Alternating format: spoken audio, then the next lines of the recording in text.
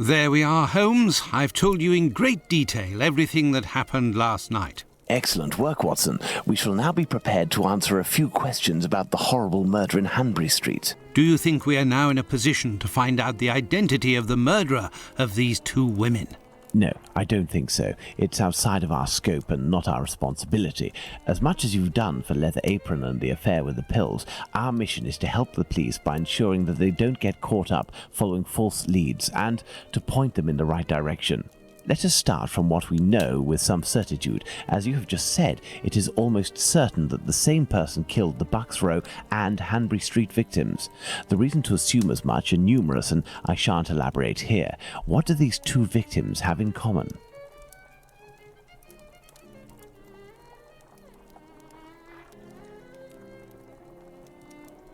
It's true these two women were in the same profession, but... Indeed, Watson, these two women were both prostitutes. That is of vital importance, Watson. My memory from your examination of the scene is rather hazy. Didn't you say something about the killer's frame of mind? I was talking about the victim's possessions that were placed on the ground and the rings missing from Annie Chapman's fingers. This killer is a cunning predator, comes from a rather humble background and shows steely self-control in carrying out the murders. Something is puzzling me, Holmes. Richardson's testimony contradicts the time of death given by Dr. Phillips, which also matches my own, 4:30 a.m. And yes, we shall confirm that, Watson, and attempt to determine the precise time of death. In order to do that, we will need to place everyone involved on a timeline. Only after that will we be able to place the knife symbolizing our killer. Let's look at our timeline, Watson.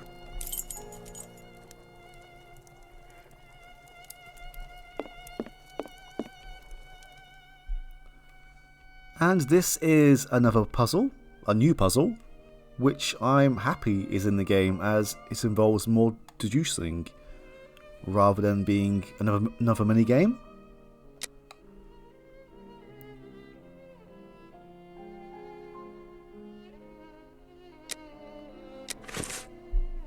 So what we need to do is we need to compare 3 different testimonies, and we do that by using this new mechanic just here.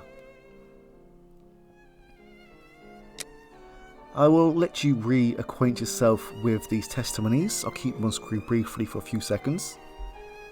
I'm not going to be too long, so feel free to pause.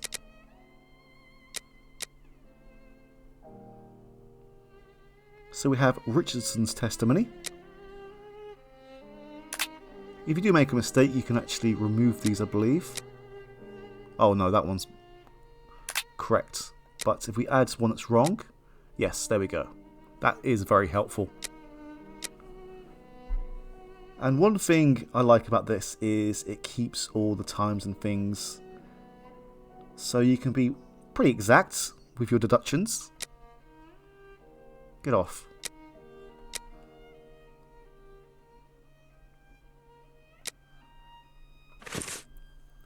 And one thing I also like about this is that Holmes is actually pretty helpful with this.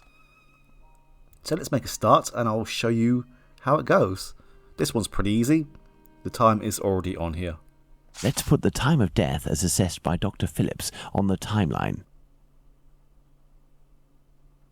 The assessment of the time of the murder given by Dr. Phillips and yourself, Watson, 4:30 a.m. As you can see here, it turns green when it's correct, and you can't actually remove it. And that's quite helpful as well. It actually takes you to the information if you need to find it again by clicking on the actual box. Now, for the most important part, the testimony of Miss Long. She claims to have seen a woman speaking to a man near 29 Hanbury Street sometime around... What time, Watson? I believe that was 5:30. Let us assume, therefore, that Miss Long's testimony is, as is most certainly the case, true. She places her meeting with the victim at around 5:30, claiming to have heard a clock chime on the half hour at the moment when she enters the street. Now, let's put the Richardsons' arrival and departure times on the timeline. That was 4:45, I believe. And Now, let's put the Richardsons' arrival and departure times on the timeline. yes, that's what we're doing now. Despite the great respect I have for Dr. Phillips and the value I place on our friendship, my deepest conviction is that both of you are mistaken, and that Richardson is in the right, and that these two testimonies put down in writing have real worth. But how? Explain yourself, Holmes. Remember how you assessed the time of death? You touched the fingers and body of the victim, but it was remarkably cold for this time of year. In addition, the corpse had been drained of bodily fluids. Its heat retention was therefore no longer the same as that of an intact corpse. Egad! You're right, Holmes. Oh, I've had some time to research, Watson. Given these facts, my first diagnosis may have been off by half an hour, perhaps even an hour. Thus, we can confirm Richardson's statement and establish that the murder was committed after 4:50 a.m. and not before 4:30 a.m. Our next witness is Albert Kadosh. I believe that was here. Albert Kadosh goes down into his garden at approximately 5:20, and on re-entering his home, hears voices in number 29's garden. Let's place this symbol that represents Kadosh on the timeline. Kadosh goes back down into his garden approximately 4 minutes after having left it, and hears the sound of an impact against the wooden fence. Let's place this symbol that represents Kadosh on the timeline. Kadosh leaves the garden, enters his house, then leaves for work, seeing the clock on the Spitalfields church showing 5:32. We left the station at 6 o'clock, and it took us 20 minutes to arrive at Hanbury Street. Our arrival at the scene occurred at around 6:20. Given the distance separating the two locations, we can deduce that the corpse wasn't discovered after 6 o'clock, and therefore that the murder must have been committed before. Excellent, Watson. All our people are now in place. Yes, but Holmes, Miss Long claims to have seen the victim at around 5:30. But according to Kadosh, someone, most certainly the victim and her murderer, was already in the garden at 5:30. Excellent observation, Watson. It must be noted, however, that these two witnesses, Long and Kadosh, saw the time shown on the clocks in the area, which are often inaccurate and went by their empirical and, in this case, erroneous estimate of how much time had passed. Thus, neither of these two times can be considered reliable. Do you mean to say that these two testimonies might match? Indeed. Let's put Miss Long's meeting with the victim at 2 minutes before 5:30. Let's add Miss Long's meeting with the victim at 2 minutes before 5:30 a.m. Mr. Kadosh claims to have passed by the Spitalfields church at 5:32, which, given the distance from 27 Hanbury Street, would mean he was still at home at 5:31. Let's therefore put the end of his testimony at 5:31. Miss Long heard the man say to the victim, "Will you?" to which the victim responded, "Yes," which would suggest that an agreement was reached and that the transaction was imminent. They then proceeded to enter the garden, which puts the voices heard by Kadosh at 5:29.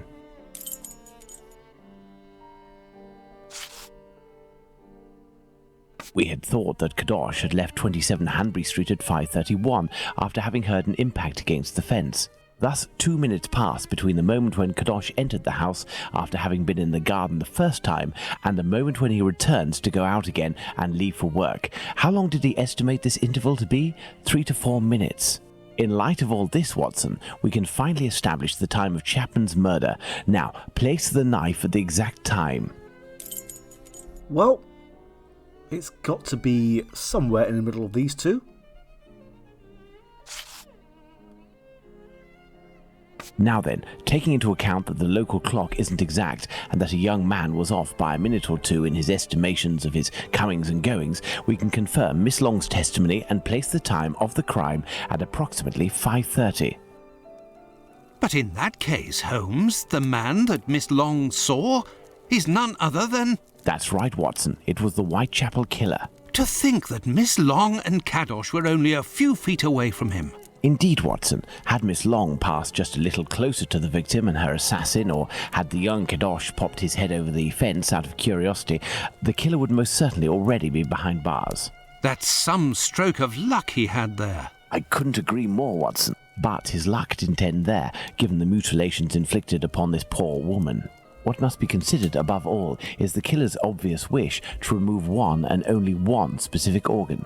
His surgery pinpointed the exact spot, avoiding superfluous incisions. This suggests the man possesses at least a minimal anatomical knowledge. Are you suggesting a doctor or a butcher? Perhaps, but the possibilities are still too broad to conclude with any certainty. Now for the motive. Despite my almost complete lack of practical experience on the subject, I have a rather precise idea of the usefulness of a uterus and a vagina. Nonetheless, once they are separated from their usual envelope, I am more circumspect as to the uses one can make of them. What do you think, Watson? We need a board, Watson.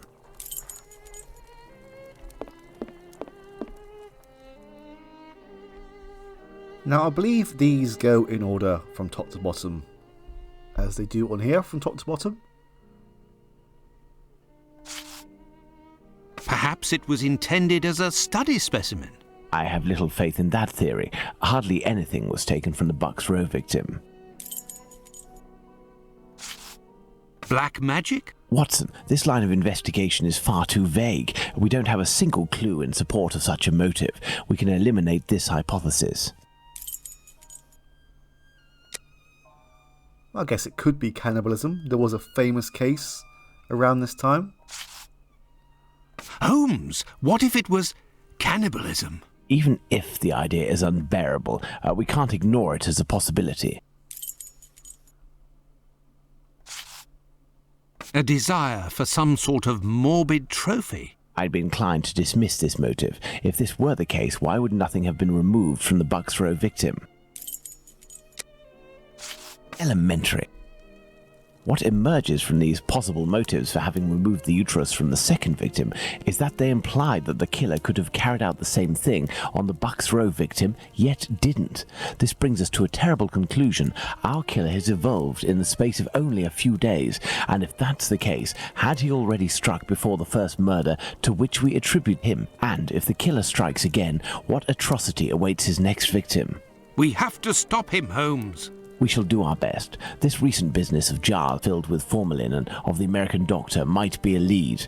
Watson, inquire among medical circles to ascertain if there is a black market for human organs. The chances are slim, but this must be pursued. Very well.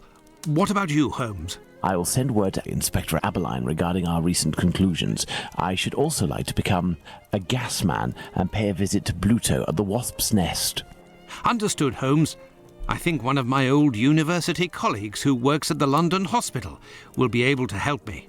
I shall write him a note at once. He should be able to see me during the day. Afterwards, shall we meet here? Yes, Watson. See you later, and good luck. I must get to the London hospital, where my old university colleague works.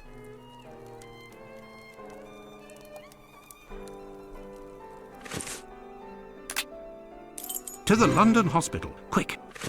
My colleague agreed to meet me here in one of the London hospital rooms reserved for students.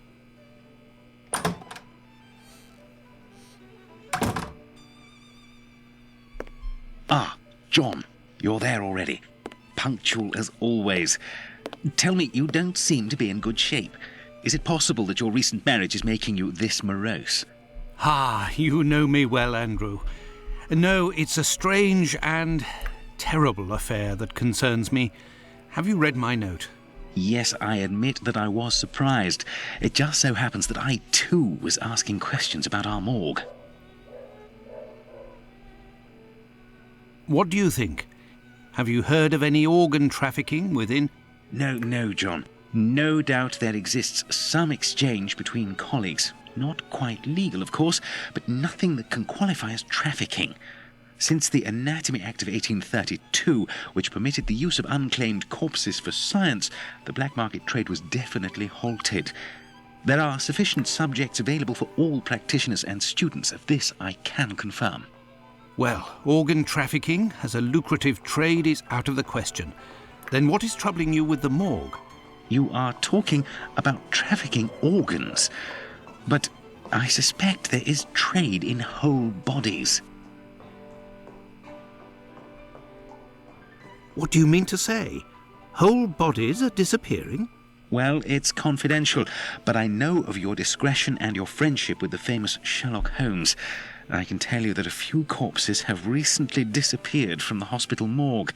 Cadavers that were intended for dissection. That is to say, not claimed. Poor, unknown people. If a single corpse had disappeared, it might have been a bad joke. There are many students who pass through here. It's even a meeting spot.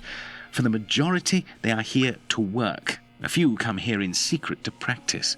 It also happens that instruments or organs go missing. Nothing alarming, but so many corpses. It's very troubling. But the hospital doctors aren't doing anything?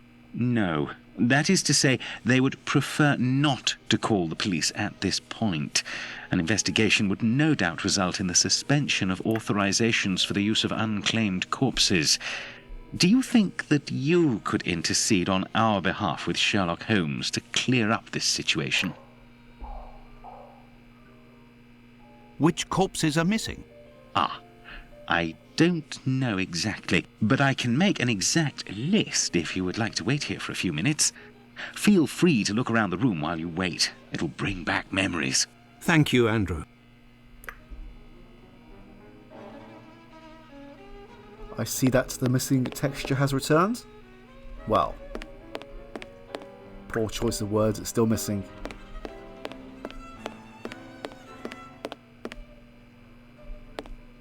The last lesson must have been about the human heart.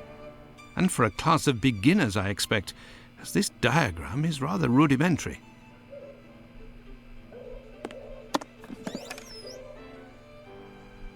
It's here that students come to carry out their experiments.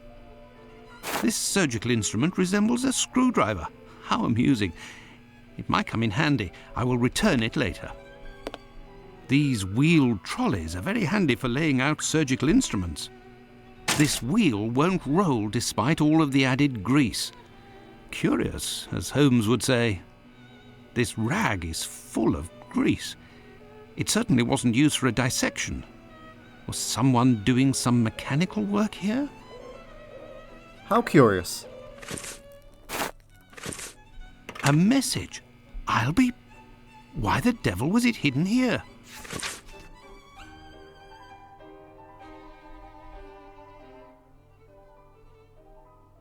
An old prescription. Poor child, so young, yet terminally ill. Strange, someone scrawled something. Part of it is in Latin. These are instructions, it would seem.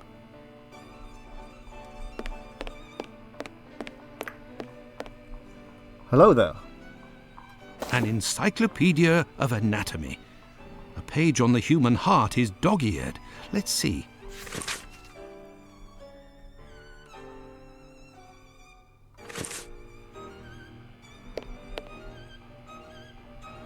Nice.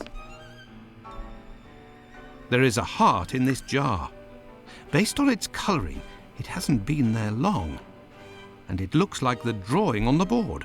This jar contains 2 lids with combination locks.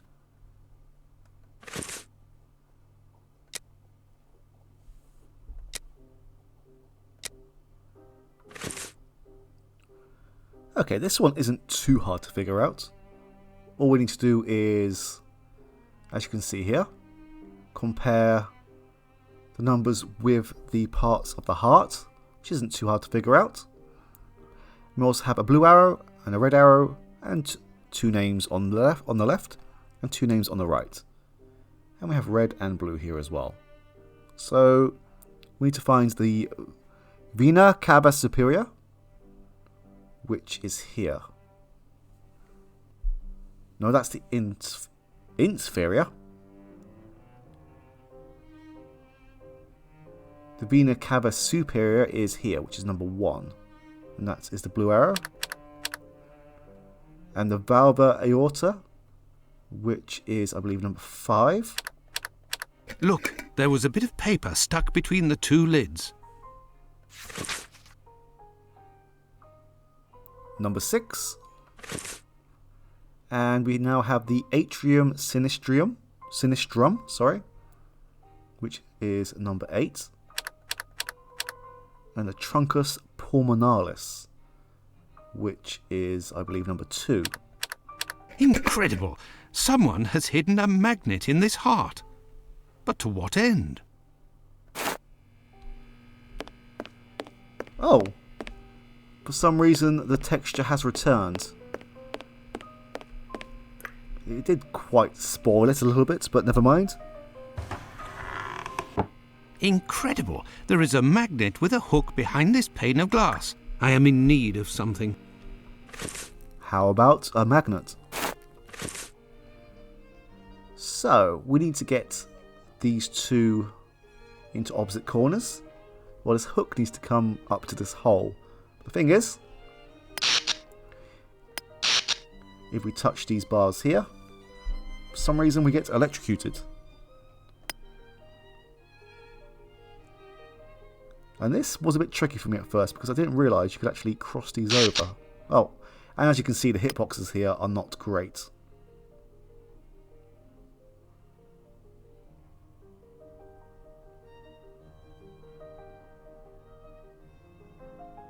Yeah, my hands aren't the steadiest. There, all done. Holmes couldn't have done better himself. And why has it suddenly gone black again? That's very weird. A hole! I can make out something inside, but how to get it out? I will need a hook. I found it! A coded message.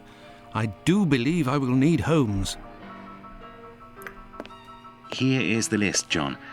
The missing corpses are those of a woman, 40 years old, beginning of August, another, 55 years old, 2 weeks ago, and recently, a young woman.